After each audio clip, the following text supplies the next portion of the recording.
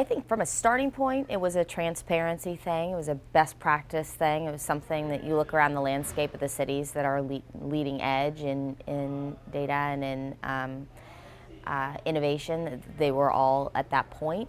But I think as we've implemented it and moved into that space, we've found the actual benefits for our organization, and it's been more about sharing, information across the community and also within City Hall.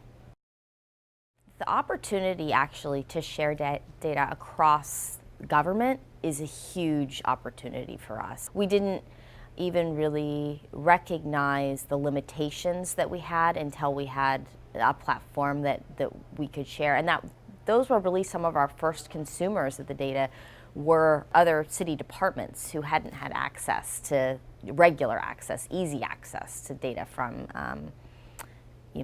other departments. Even though they might be right down the hall or right across the city or interact with each other, it's different to be able to reach into their system and pull the data you want, as opposed to putting in a request or making a phone call or sending an email or getting it on a USB drive. To have that regular access and be able to meld it in with the data that you're using on a day-to-day basis.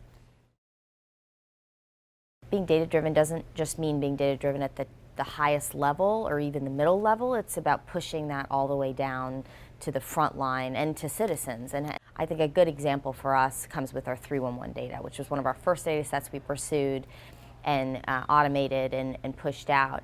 And we didn't have some huge demand either from departments or citizens for access. But once it was out there and people realized what we had already realized, how useful it was, how much it could tell you about city operations and about the city itself and about different geographic areas and their different needs.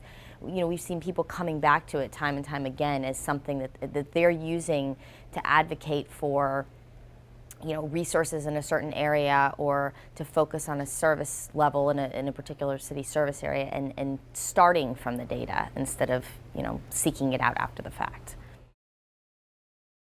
Again, going back to our 311 data set, that's it's an example of a data set that already is connecting disparate parts of our community without people being aware of it. Because we have individual neighborhoods who use it very heavily, neighborhood leaders, and so it's a way that they can be brought together to look at the same issues in parallel. So you really see all those different stakeholders intersecting in this one data set.